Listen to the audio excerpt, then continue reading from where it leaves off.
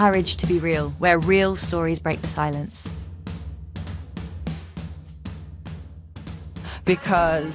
And Drew couldn't understand this because I told him, this child is going to be my priority, not you. So in Drew's mind, oh my God, she doesn't love me. She doesn't do this. Why doesn't she care about me? But what he didn't understand is I saw a small defenseless child that I took responsibility for. And Drew is an adult. So if I had to choose, of course, I'm going to choose my son. It was very difficult, very difficult. It got to the point, and again, I don't know what you guys have discussed. I'm sure Drew hasn't really discussed a lot about me, but it got to the point where, so going back in my past, I had, I guess you could say I'm an alcoholic because, I'm sober for like 15 years or so. I'm not sure how long. Yeah, good for you. But thank you. But that's alcohol, right? And it got to, so I have addictive personality. I do. I mean, when it comes to anything, I like food, alcohol and drugs, whether prescription or illegal and all that stuff. Anyway, so it got so bad. Appreciate And your I honesty can't really, with that too. That's huge. yeah, so I can't tell you the timeline of when this happened. Drew probably knows better because one thing I have to say is my memory is extremely warped during this time when I was going through with Cam. And I don't know if it's because it was so traumatic that I truly don't remember big parts of that time. I just remember the feeling that I had. Sometimes Drew goes, you remember that time? I'm like, no, I don't remember. He's like, do you remember being married to me? I'm like, well, yeah, I remember that. But I don't know. I don't know if it's my mind just blocked out the trauma that I was experiencing with Drew's behavior. So anyway, at one point, I did have a back problem and I started taking these very addictive pain pills, which I shouldn't have because was it 5 years ago? Okay.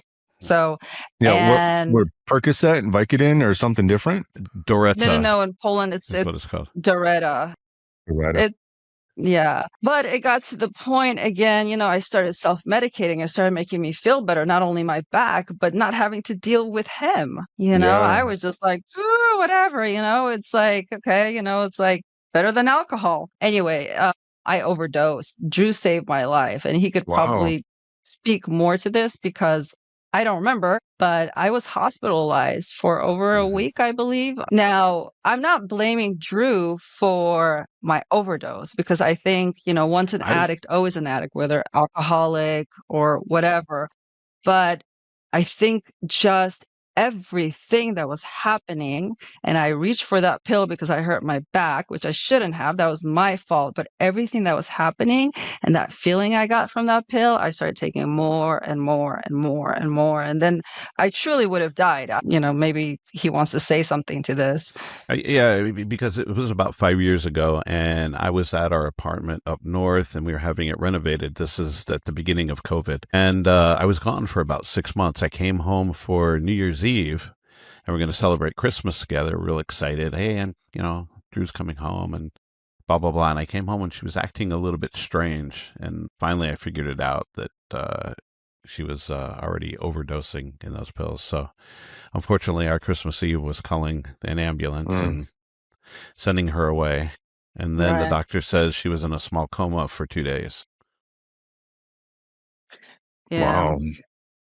But, now looking back, was I nervous because he was coming back again after, the renovation and we're going to have to deal with all this stuff again? I don't know. Like I said, I'm not going to blame this on him. What I'm just trying to say is that the environment that we were living in and what Drew was creating during that time was so toxic, And okay, I'm going to say this. He's going to agree, but I'm not perfect. Okay. I know I'm not perfect, but I see myself pretty much. I have a bad temper once I get pissed. Don't get me wrong, because I've learned over time, I'm just so tired of taking crap.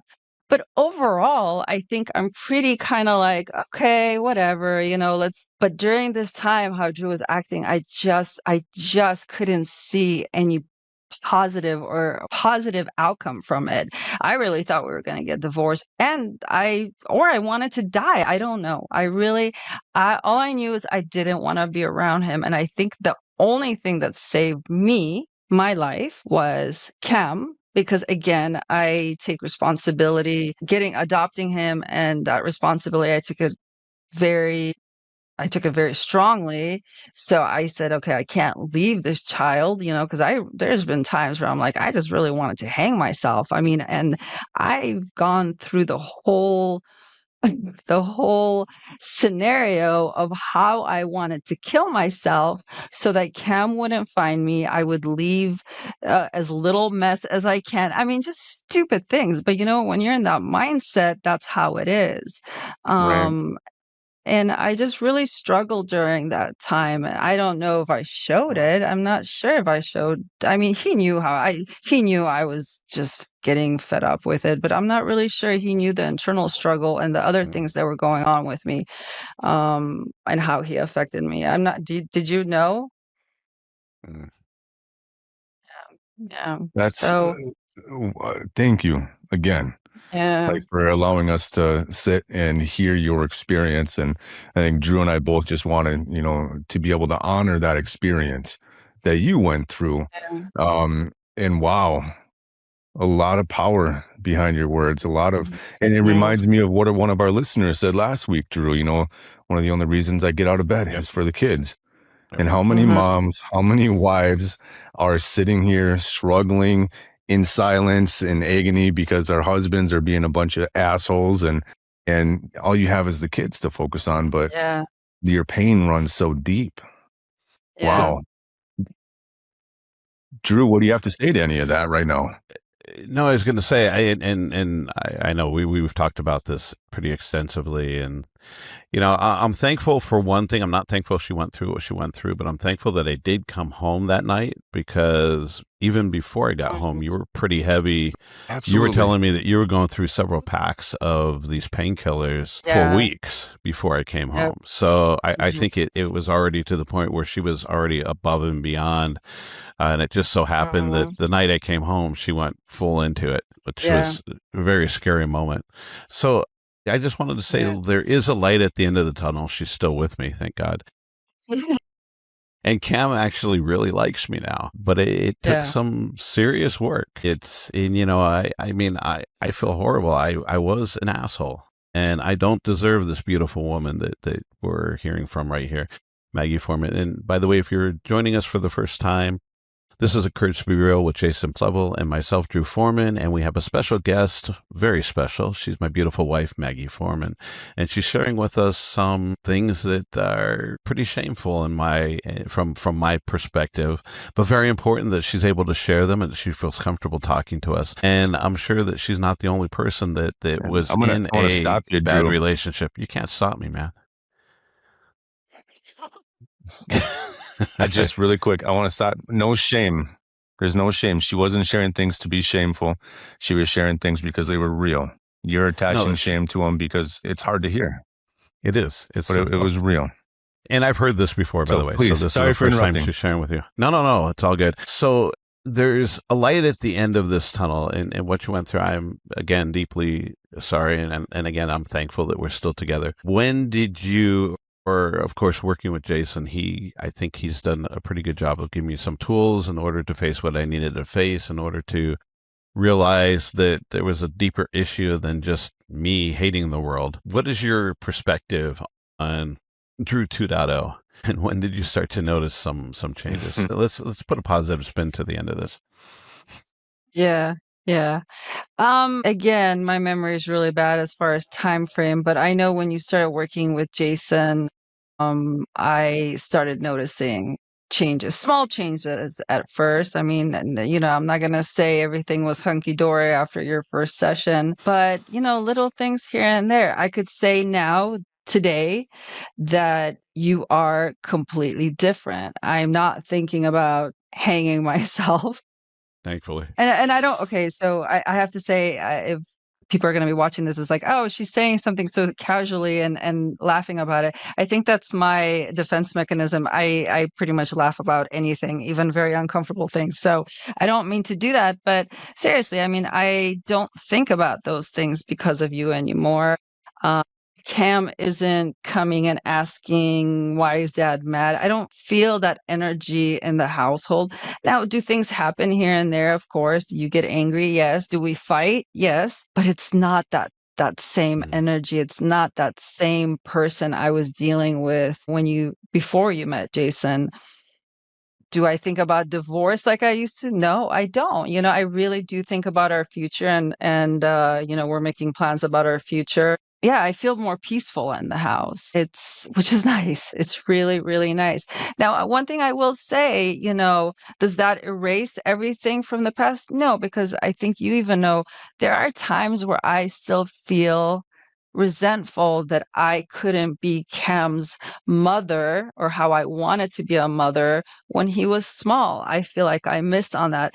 And sometimes when I'm angry at you about whatever, internally I think about that as like, oh man, I wish XYZ, but that passes and I try to live in the moment. But yeah, it's completely different. I feel like I'm not the same person anymore. I feel I've calmed down and I think I'm a better mother now to Cam, because before I just kept trying to protect him. Again, not physically from Drew. It was more of a mental and emotional and psychological aspect that he was casting upon us, and I don't have to do that anymore. He takes him, he's like, hey babe, I want to go and take Cam to the movies for a day. How you could do whatever, right? I end up cleaning as a woman. We always do, but that's my choice. That's your fault because you had the day to yourself. Right. This past Saturday, I took him to a movie, and I'm like, dude, and she goes, I'll probably end up cleaning. Don't you clean? Do whatever you want. But then you went and you had coffee with your girlfriend, and you guys kind of hung out. You made a good day out of it. Yeah. You didn't do very much cleaning. It was good. It was good. Okay. You caught me there. I forgot about that. But yes. Yeah. But she had time to herself. So Drew, one point in the past, never would do that. Everything that Cam did, it had to involve me. If Drew was involved with Cam, I had to be there. It was like he was attached to my hip. Not Cam, Drew. So even little things like that, as an example, just the fact that he will do that with him and spend some time with his son is a huge, huge step, because it was not like that before. It wasn't at all. I understand that. I mean, completely. That makes total sense. Courage to be real, where real stories break the silence.